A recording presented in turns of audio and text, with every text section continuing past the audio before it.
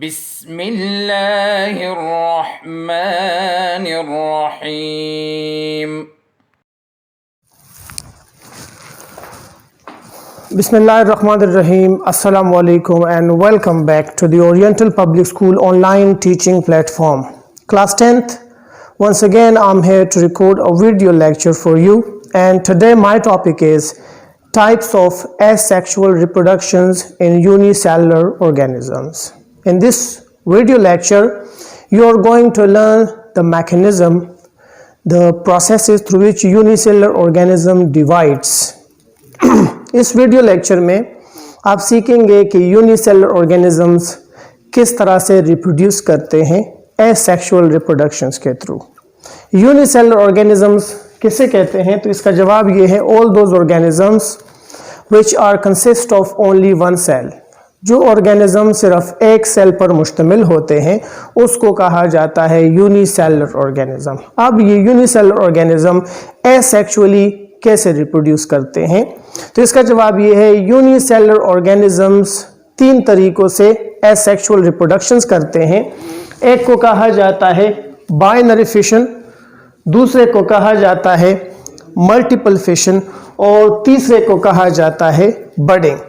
ये तीन टेक्निक है जिसके through unicellular organism asexual reproductions करते हैं।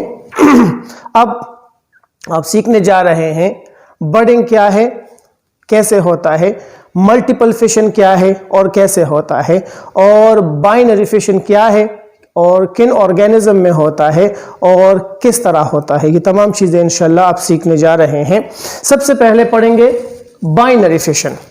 बाइनरी फिशन का क्या मतलब है?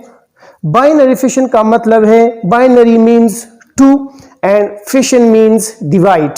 वर्ड बाइनरी का क्या मतलब है? वर्ड बाइनरी का मतलब है टू एंड फिशन का मतलब है डिवाइड। तो binary fission is a type of asexual reproduction in which an organism divide into two daughter organism.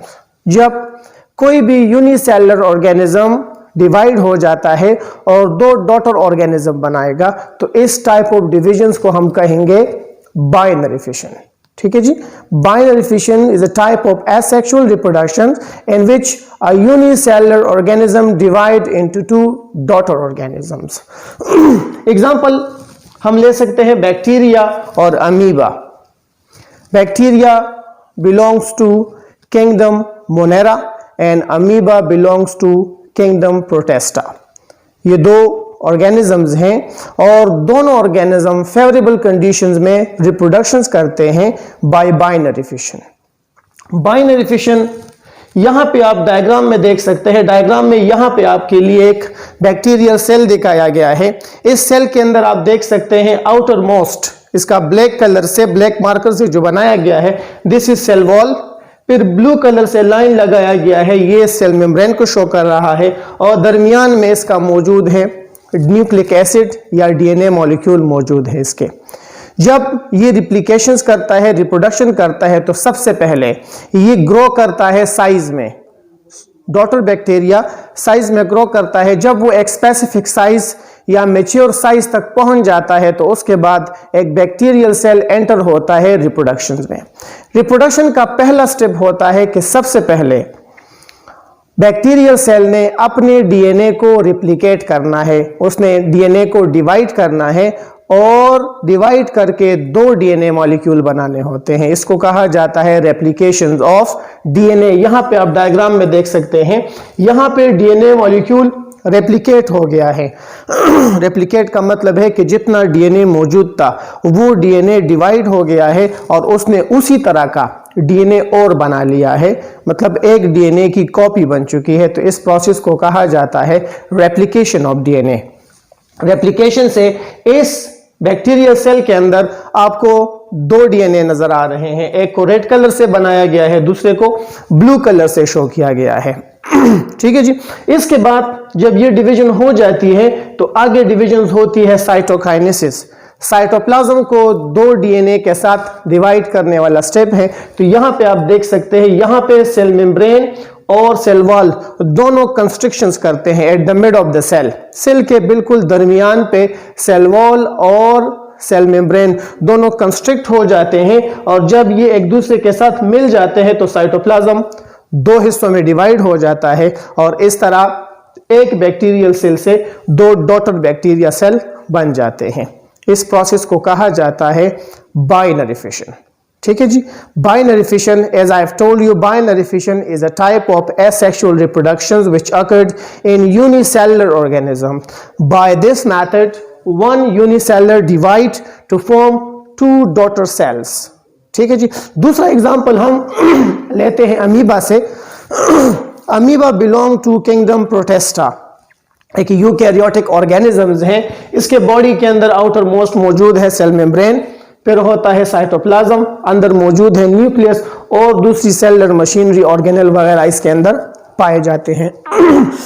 Amoeba favourable conditions में, वो जिस इन्वायरमेंट के अंदर रह रहा है, इन्वायरमेंट जब फेवरेबल होता है तो फेवरेबल कंडीशंस में ये डिविजन्स करता है बाय बाइनरी फिशंस।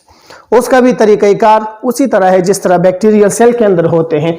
पहले स्टेप में न्यूक्लियस ने डिवाइड होना है, न्यूक्लियस के अंदर डीएनए मौजूद हैं, ये डीएनए रेप्लिकेट हो जाता है और रेप्लिकेशंस की वजह से जितना डीएनए है उसकी एक कॉपी बन जाती है और इस तरह एक न्यूक्लियस से दो न्यूक्लियाइज बन जाते हैं।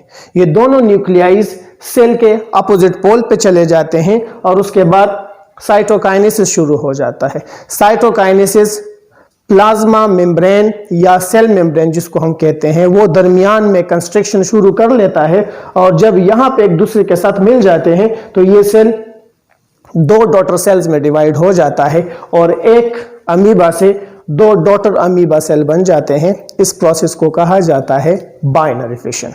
ठीक है जी, तो बाइनरी फिशन आप सीख चुके हैं। बाइनरी फिशन में एक ऑर्गेनिज्म डिवाइड होगा और वो दो डॉटर ऑर्गेनिज्म बनाएंगे। ठीक है जी, इसके बाद आते हैं मल्टीपल फिशन की तरफ। मल्टीपल फिशन जिस तरह नाम से पता चल रहा है, मल्टीपल मींस मैनी। जब एक ऑर्गेनिज्म दो से ज्यादा ऑर्गेनिज्म में डिवाइड होगा तो उसको कहा जाएगा multiple fission. Multiple fission means multiple fission is a type of asexual reproductions in unicellular organism. In this method, an organism divide into many daughter organisms. Many means जब दो से ज्यादा होंगे तो आप many कह सकते हैं। मैकेनिज्म क्या होता है? एग्जाम्पल हम लेते हैं अमीबा। रिमेंबर, अमीबा जब कंडीशंस फेवरेबल होंगे तो ये बाइनरी फिशंस के थ्रू डिविजन्स करेगा, लेकिन जिस एनवायरनमेंट के अंदर अमीबा रह रहा है वो एनवायरनमेंट अगर हार्श हो जाता है उसको हम कहते हैं अनफेवरेबल एनवायरमेंटल कंडीशंस। जब कंडीशंस अनफेवरेबल हो जाते हैं तो फिर यही अमीबा डिविजन्स करेगा बाय मल्टीपल फिशंस। तरीक़ाकार ये होता है कि अमीबा जिस एनवायरनमेंट के अंदर है वो जब एक्सट्रीम हो जाता है, हार्श हो जाता है, तो अमीबा अपने इर्द गिर्द एक सिस्ट को फॉर्म कर लेता है, एक हार्ड कोट बना लेता है। यहाँ पे ब्लू कलर से आपके लिए दिखाया गया है, this is a hard cover, इसको हम सिस्ट कहते हैं। एक सिस्ट फॉर्म कर लेता है। सिस्ट का फायदा इसको ये होता है कि ये इसको एनवायरमेंटल हार्शनेस से बचाता है। सिस्ट के अंदर अमीबा डिवीजन शुरू कर लेता है। सबसे पहले उसका न्यूक्लियस बहुत सारे न्यूक्लियाइज के अंदर डिवाइड हो जाता है। न्यूक्लियस मल्टीपल डिविजन्स करता है और इस तरह एक न्यूक्लियस से बहुत सारे न्यूक्लियाइज बन जाते हैं। इस डायग्राम में आप देख सकते हैं छोटे छोटे बहुत सारे न्यूक्लियाइज बन जाते हैं। ये न्यूक्लियाइज अंदर रहते हैं और जब हालात फेवरेबल हो जाते हैं, एनवायरनमेंट जब फेवरेबल हो जाता है तो ये सिस्ट रप्चर्ड हो जाता है, ये टूट जाता है और इस तरह हर एक न्यूक्लियस के साथ साइटोप्लाज्म का कुछ हिस्सा और प्लाज्मा मेम्ब्रेन इसके इर्द गिर्द आ जाता है और वो एक छोटा सा अमीबाइड सेल बना लेता है। ये छोटे छोटे अमीबाइड सेल, जितने न्यूक्लियाइज अंदर हैं उतने ही अमीबाइड सेल बनेंगे और ये अमीबाइड सेल बाहर एनवायरनमेंट के अंदर रिलीज हो जाते हैं और ये फिर आहिस्ता आहिस्ता साइज में ग्रो करते हैं और फिर डिविजन्स करते आगे। तो इसको कहा जाता है मल्टीपल फिशंस। मल्टीपल फिशन में आपने देखा कि एक अमीबा सेल बहुत सारे डॉटर अमीबाइड में डिवाइड हो चुका है, तो इस वजह से इसको कहा जाता है मल्टीपल फिशंस। ठीक है जी, दोबारा से देख ले। मल्टीपल फिशंस में अमीबा जिस एनवायरनमेंट के अंदर रह रहा है वो एनवायरनमेंट हार्श होगा। हार्श एनवायरमेंटल कंडीशन में amoeba will form hard cover और cyst around itself to protect itself from the harshness of the environment. इसके बाद अमीबा का न्यूक्लियस वो डिविजन्स करेगा, बार बार डिविजन्स करेगा और बहुत सारे न्यूक्लियाइज बना लेता है, छोटे छोटे न्यूक्लियाइज बना लेता है। जब एनवायरनमेंट फेवरेबल हो जाता है तो हर न्यूक्लियस के इर्द गिर्द साइटोप्लाज्म और कुछ प्लाज्मा मेम्ब्रेन आ जाते हैं और वो एक नया अमीबाइड सेल बना लेते हैं और ये अमीबाइड रिलीज हो जाते हैं एनवायरनमेंट में और फिर नॉर्मल तरीके से अपनी लाइफ गुजारते हैं। इसको कहा जाता है मल्टीपल फिशंस। मल्टीपल फिशन के बाद third type of cell division है या एसेक्सुअल रिप्रोडक्शन है यूनिसेलुलर ऑर्गेनिज्म का, उसको कहा जाता है बडिंग। बडिंग का प्रोसीजर आप पढ़ सकते हैं ईस्ट में। East is a microscopic fungus. इसकी बॉडी के अंदर रिप्रोडक्शन होता है by the process of budding. Budding का तरीकाकार ये होता है कि फॉर एग्जांपल यहां पे आप देख सकते हैं, यहां पे एक ईस्ट को दिखाया गया है। ये ईस्ट जब मेच्योर हो जाता है और ये रिप्रोडक्शंस करता है तो रिप्रोडक्शंस का ये तरीकाकार होता है कि ईस्ट के बॉडी से एक छोटा सा आउटग्रोथ अपीयर होगा, एक छोटा सा आउटग्रोथ आएगा। इसी आउटग्रोथ को हम कहते हैं बड। तो आप कह सकते हैं कि बॉडी के किसी भी पार्ट से एक छोटा सा बड निकल आ जाता है। जहां पे बड आ जाता है तो बड के अंदर ईस्ट सेल से साइटोप्लाज्म भी चला जाता है और ईस्ट सेल का अपना न्यूक्लियस वो डिवाइड हो जाता है और दो न्यूक्लियाइज बना लेता है। एक न्यूक्लियाई बड के अंदर चली जाती है, यहां पे आप देख सकते हैं एक न्यूक्लियस यहां पे है, ये डिवाइड हो गया है तो इसने एक न्यूक्लियस बना लिया है और वो न्यूक्लियस बड के अंदर चला जाता है। ये बड वक्त गुजरने के साथ साथ ग्रो करता है।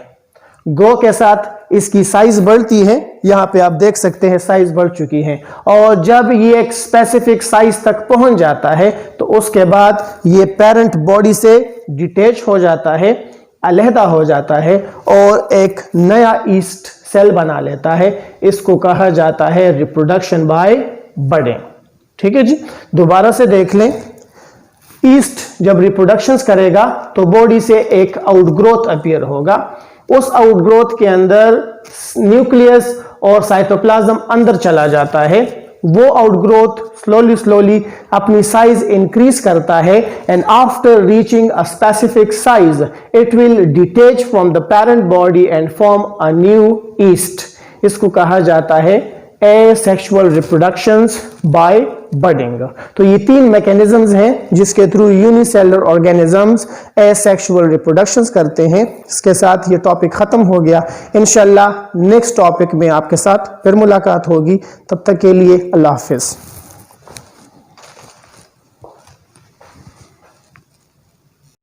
अल्लाहुम्मा अंफअना बिमा अल्लमतना वअल्लिमना मा यंफअना वज़िदना इल्मा।